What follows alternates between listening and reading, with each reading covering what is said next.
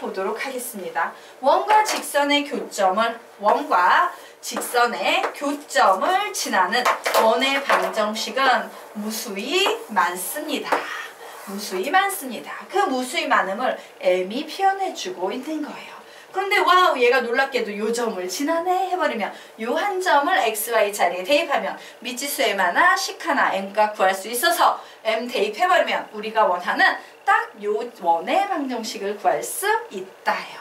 자, 그러면 요 평면의 방정식 보도록 하겠습니다. 두 평면의 교선을 포함하는 평면의 방정식. 자, 두 개의 평면이 존재합니다. 자, 두 개의 평면이 이렇게 존재해요. 여기에 교선이 생겨요. 사실은 직선 하나는요, 하나의 평면을 결정하지 않아요.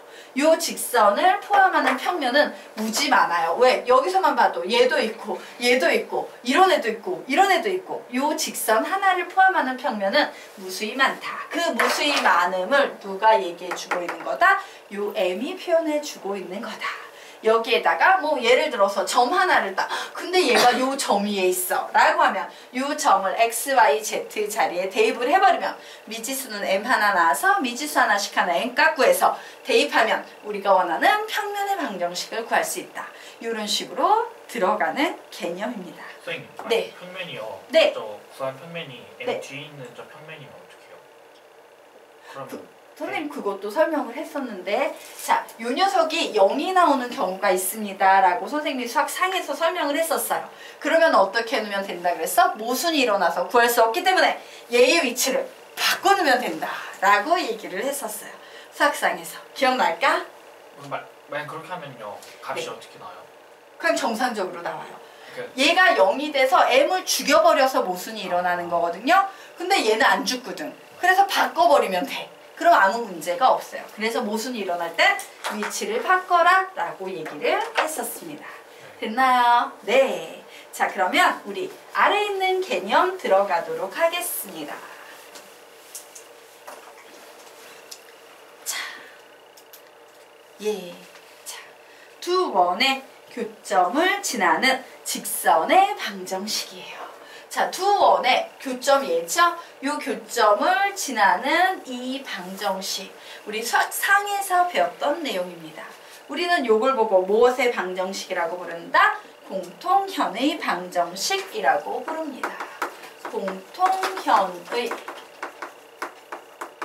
방정식이라고 불러요.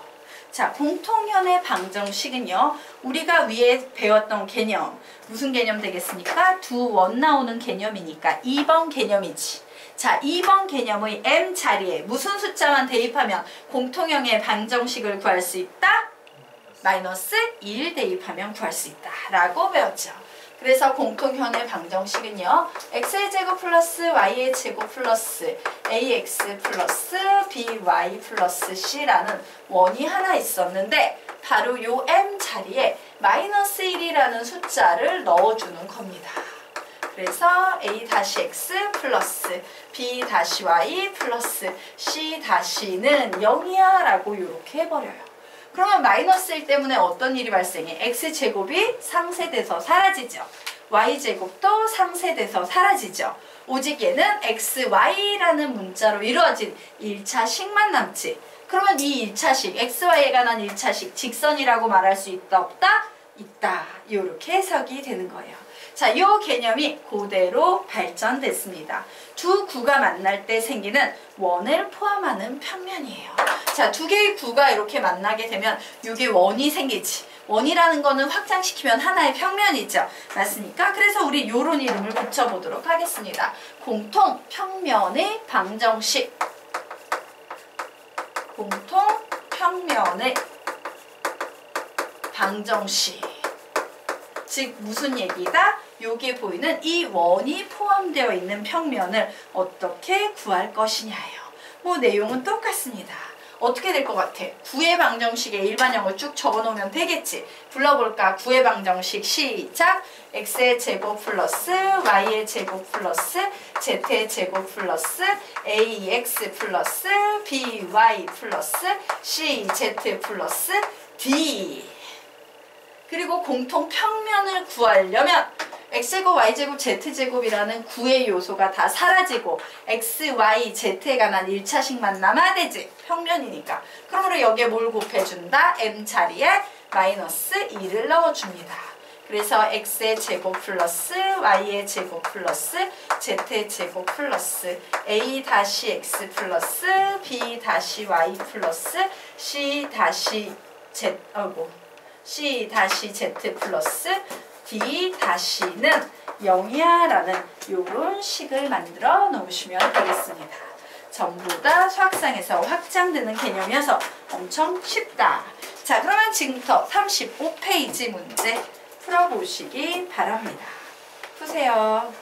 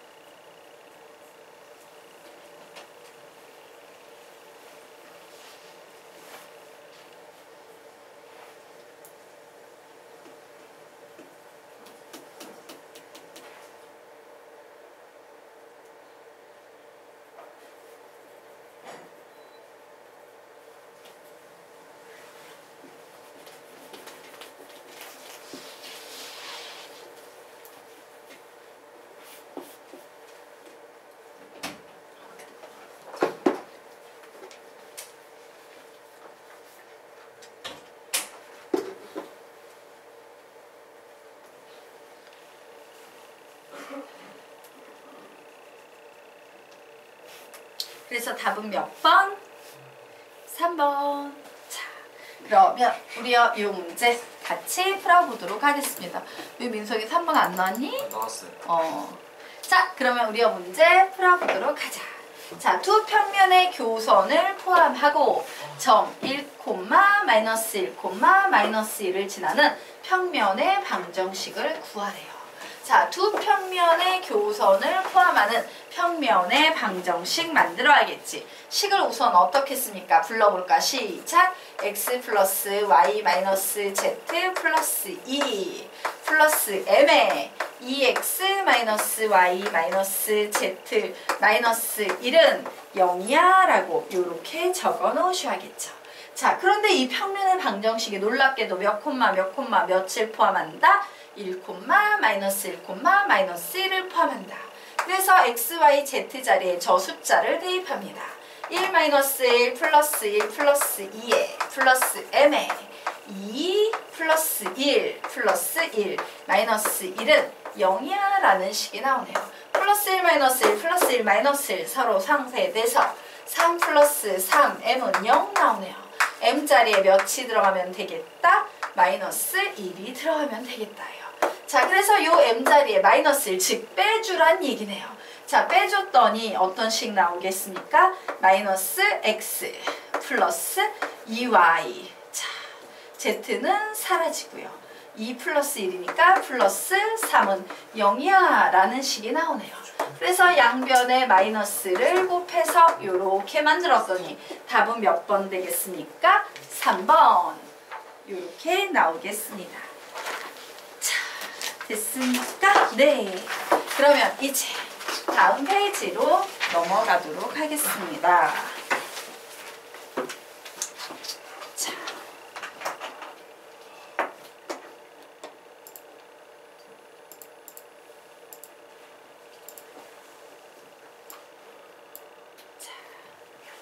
예. 어이구. 네. 자, 우리 개념 보도록 하겠습니다. 자, 직선과 평면의 위치 관계에 대해서 생각을 해보도록 하겠습니다. 예전에 이미 다 배웠던 거죠. 자, 직선과 평면의 위치 관계. 직선과 평면이 한 점에서 만나는 경우도 있고, 직선과 평면이 평행한 경우도 있고, 직선이 평면을 평면이 직선을 포함하는 경우도 있고. 자, 그런데 이 문제 유형은요, 약간 수정돼서 지금부터 어떻게 나올 거냐면요. 자, 한 점에서 만난다라는 이 관계를요, 와, 직선과 평면이 무조건 90도 수직으로만 만나. 요 녀석만 바뀌어버립니다. 문제 유형이 얘로 바뀌어버리는 거예요. 만나기는 만나는데 얘는 수직으로 만나. 하지만 나머지 것들에는 변함이 없어요. 그래, 직선과 평면이 평행하지. 그리고 선생님 여기다가 평면을 그려놨네. 직선입니다. 자, 그리고 직선이 평면에 포함되지라는 관계는 모두 똑같아요. 요거 하나만 바뀌고요. 한 점인 점인데 그 중에서도 아주 특화된 90도로 만나는 요 경우로만 바뀌고 나머지는 똑같습니다. 자, 그래서 가만히 봤더니 수직이다 이런 경우지, 평행이다 이런 경우지, 포함된다라는 것은 어때? 가만히 보니까 요 녀석의 방향 벡터하고 요 평면에 결국에 법선 벡터가 어떠하다? 수직이다 라는 말이에요. 맞습니까? 그래서 결론, 직선과 평면의 위치 관계의 가장 중요한 핵심은 수직이냐 평행이냐예요. 되겠습니까? 네.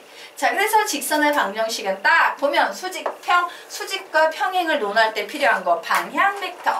평면의 방정식에서 무조건 딱 보면 뭐를 꼽아내야 된다? 법선 벡터를 이렇게 끄집어내야 한다.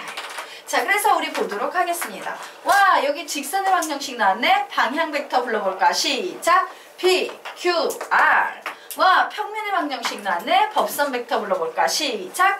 A, B, C. 전부 다 방향 벡터와 평면의 법선 벡터에 관한 문제다 라고 정리를 해 놓으시면 되겠습니다. 자, 여기까지 됐나요? 네.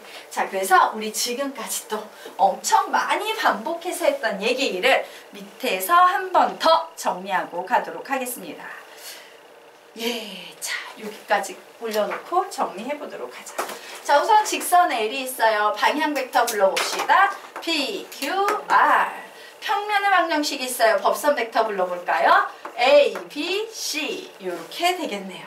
자, 그런데 평면과 직선이 수직이래요. 평면과 직선이 수직이라는 얘기는 어떤 상황일까? 직선의 방향 벡터하고 평면의 법선 벡터가 평행이란 얘기일까? 수직이란 얘기일까? 평행이란 얘기예요. 맞습니까? 자, 보도록 하겠습니다. 평면이 있어요. 직선이 이렇게 있어요. 그런데 이 평면에 법선 벡터도 이렇게 생겼거든. 그래서 가만히 보니까 직선의 방향 벡터와 평면의 법선 벡터가 어떠한 상태다? 평행한 상태다요.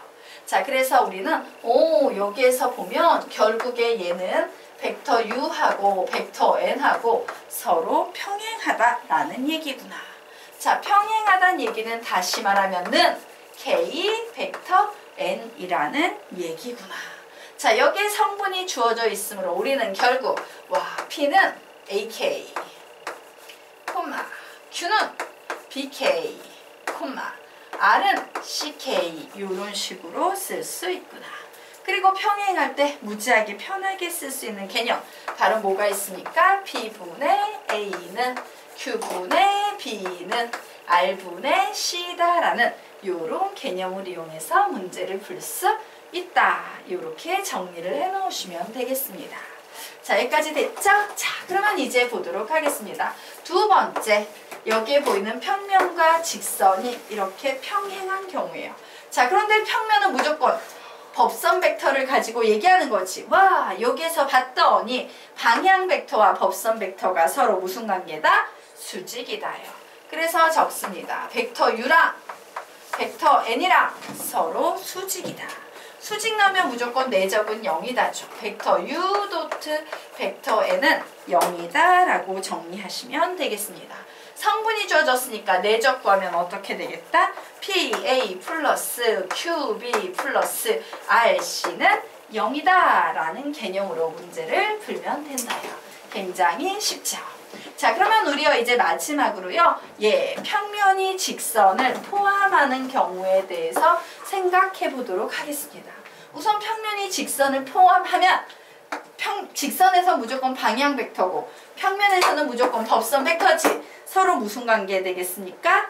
수직인 관계가 되겠다. 뭐 요 정도는 알 수 있을 거예요. 자, 그래서 우리요 요 녀석 얘기해 보도록 하자.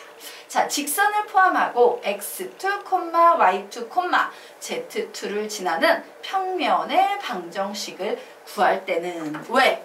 우리가 하나의 평면이 확정되는 조건 중에 직선과 한 점이 있었죠. 그래서 요 직선 포함하고 요 점을 지나는 이 평면의 방정식을 구하려고 해. 자, 이때는 평면의 방정식을 가정합니다. 그런데 어떤 식으로 가정하냐? 요 점을 지나는 평면의 방정식이기 때문에 항상 A에 x-x2 플러스 B에 y-y2 플러스 C에 z-z2는 0이다 라고 요런 식으로 가정을 해야 돼요. 요건 조금 독특해요. 왜? 우리가 기존에 배웠던 평면의 방정식, 가정식은 전부 다 그냥 일반형의 식이었지. 맞습니까? 하지만 포함하는 문제가 나왔을 때는요. 평면의 방정식을 이런 식으로 가정해서 들어가야 한다. 이게 핵심 포인트 되겠습니다.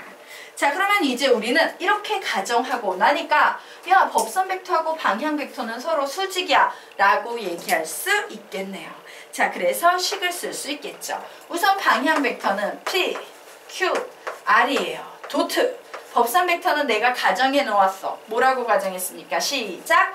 A, B, C라고 가정했습니다. 자, 그래서 얘는 0이므로 식을 계산하면 PA 플러스 QB 플러스 RC는 0이다 라는 식을 만들 수 있을 거예요. 자, 그리고 이제 우리가 두 번째 해야 되는 일은 뭐냐면요. 바로 얘입니다. 이 직선이 엄청 중요한 조건을 하나 가지고 있지. 직선 위에 정점이 하나 보여요. 어떤 정점입니까? x1, y1, z1이라는 정점도 역시 평면 위에 있다라고 얘기할 수 있어 없어? 있죠. 그래서 우리는 x1, y1, z1이 기억이라는 평면의 방정식 위에 있다라고 대입을 해서 문제를 푸시면 되겠습니다. 되겠습니까? 네. 자, 그러면 우리가 문제 풀어보도록 하겠습니다. 자, 37페이지 문제, 위에 문제 풀어보세요.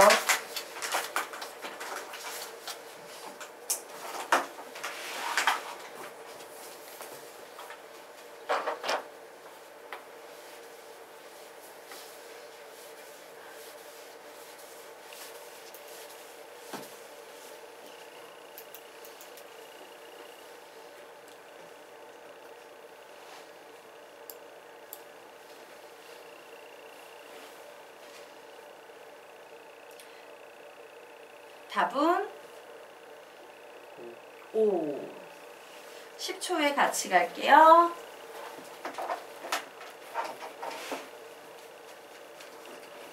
자, 보겠습니다. 평면과 직선이 수직이다 라고 나왔어요. 자, 평면과 직선이 수직인 요런 상황 되겠습니다. 자, 핵심 포인트는 방향 벡터 그리고 법선 벡터예요. 와우! 방향 벡터와 법선 벡터가 어떤 상태다? 병행하다예요. 자, 그래서 여기서 방향 벡터 불러봅니다. 시작! 2, 마이너스 1, B. 그리고 법선 벡터 불러보도록 하겠습니다. 자, 이 식에서 법선 벡터 부르면 뭐 나옵니까? 시작! 4, A, 2 나왔어요. 얘가 평행하다라고 했으므로 선생님은 이거 쓸 거예요. 2분의 4는 마이너스 1분의 A는 B분의 2. 뭐 이런 거 쓸 겁니다. 결국 A의 값 구하면 A는 몇이 나오겠습니까? 예, A는 마이너스 2 이렇게 나오네요. 자, 그리고 이 녀석 계산하면 2니까 여기에 2 이렇게 집어넣어 버리면 B는 몇이 나오겠습니까? 1 이렇게 나오네요. 그래서 A제곱 플러스 B의 제곱 구하면 답은 몇이다? 5다 라고 구하시면 되겠습니다. 자, 981번 문제 풀어보십시오. 푸세요.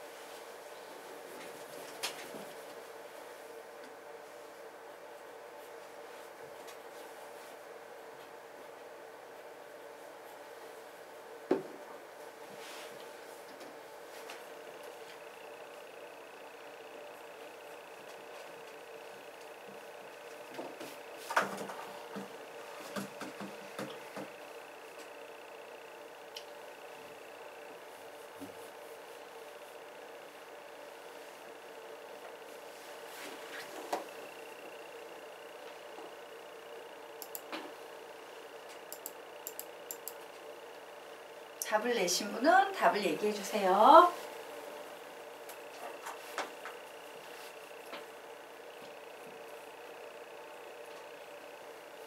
서유 답 나왔니?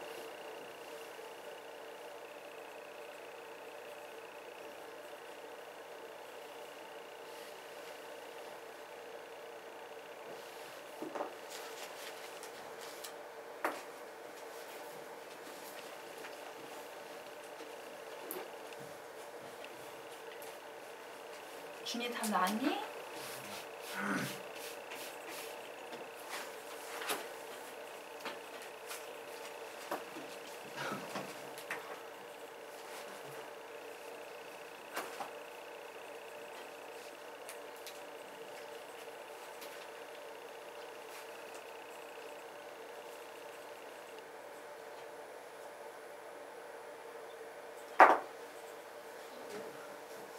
힌트 드릴까요? 미지수 4개씩 3개 요구사항을 한 개의 문자로 정리한다. 앞에서 내내 했던 거 하는 겁니다.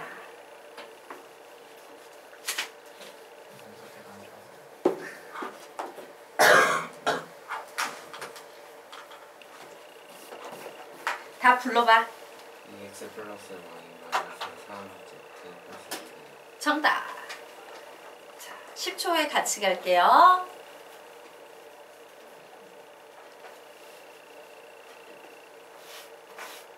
자, 우리와 문제 이 문제 맞나? 아, 아니구나.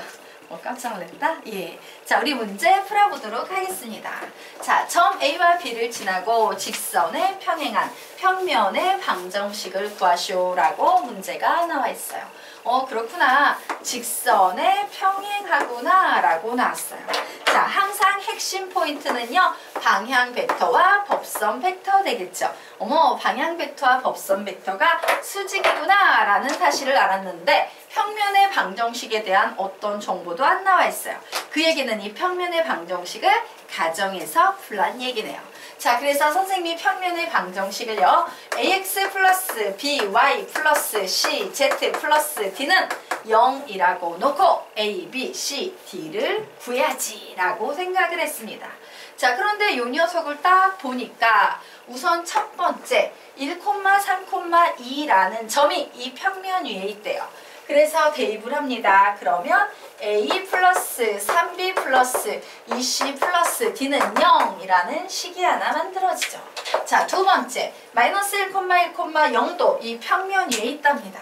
그래서 대입했더니 마이너스 a 플러스 b z자리 0 대입하면 c 사라지고 플러스 d는 0이야 라는 이런 식이 나왔어요. 자, 그리고 세 번째 요 녀석 보니까 방향 벡터는 마이너스 5, 1, 마이너스 3인데 얘하고 법선 벡터인 a, b, c가 서로 수직이네. 그러면 내적은 0이다 라고 놓고 푸시면 되겠네요. 그래서 요식 정리하니까 마이너스 5a 플러스 b 마이너스 3c는 0이다 라는 식이 나왔어요. 자, 미지수는 몇 개인데? 4개인데 식은 몇 개입니까? 3개예요. 요구사항을 몇 개의 문자로 정리하겠다? 1개의 문자로 정리하겠다요. 자, 그래서 정리를 해보도록 합시다. 자, 우선요 선생님이요. 누구 없앨까? D 없애볼까요? D 없애겠습니다. 자, 마이너스 A 플러스 B 플러스 D는 0이므로 두 식을 빼겠습니다. 그랬더니 2A 플러스 2B 플러스 2C는 0이야. 즉 A 플러스 B 플러스 C는 0이야 라는 요런 식이 하나 만들어졌어요. 자, 그래서 요 식에 놓고 또 다시 B를 없애보겠습니다. 그래, A 플러스 B 플러스 C는 0이므로 난 두 식 빼버릴 거야. 그러면 마이너스 6A 마이너스 4C는 0이라는 식이 나와서 6A는 마이너스 4C 뭐 이런 식이 나오네요. 자, 그래서 선생님이 A를 마이너스 3분의 2C라고 놓도록 하겠습니다. 그래서 나는 요구사항을 C라는 문자에 관해서 정리할 거야. 이렇게 접근할 거예요. 자, 이제 요 식에 넣어볼까요? A 자리에 마이너스 3분의 2C를 넣도록 하겠습니다.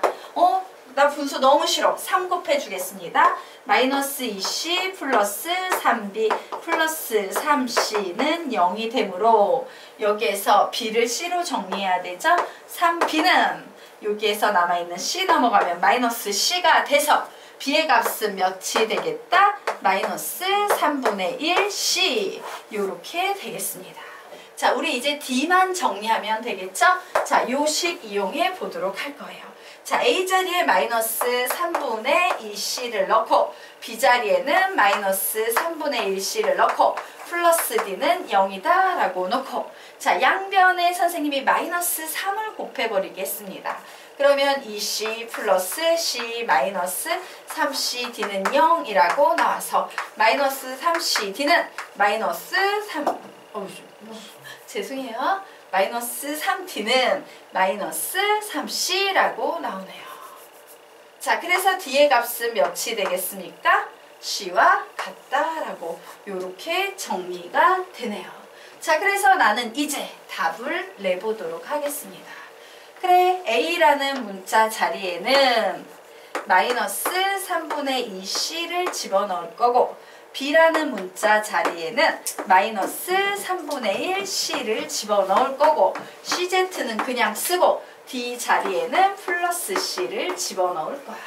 자, 그리고 나서 C를 모두 다 이렇게 없애버릴 겁니다. 그리고 나서 마이너스 3을 곱해주겠습니다. 그러면 얘는 2x, 얘는 플러스 y, 얘는 마이너스 3z, 그리고 얘는 마이너스 3 이렇게 되겠죠? 는 0이다. 어디 잘못했는데? 어디 잘못했지? 찾아보자. 어디서 잘못됐는데? 좀 찾아주지요. D값이 잘못됐는데?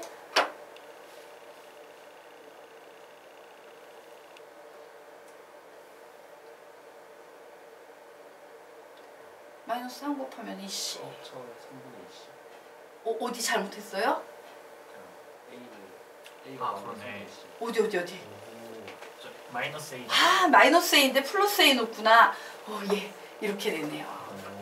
자, 그래서 여기서 잘못됐네요. 자, 3 곱해줍니다.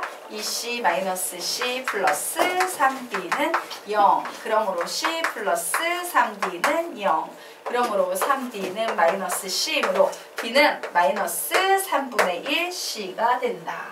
자, 그래서 요 D 자리에 마이너스 3분의 1 C를 넣고 C를 없앤 상태에서 마이너스 3을 곱해주면 얘는 플러스 1이 된다 라고 이렇게 답을 구하시면 되겠습니다. 정리하시기 바랍니다. 자, 다음 페이지에 문제가 나와 있네요. 풀어보시기 바랍니다. 푸세요.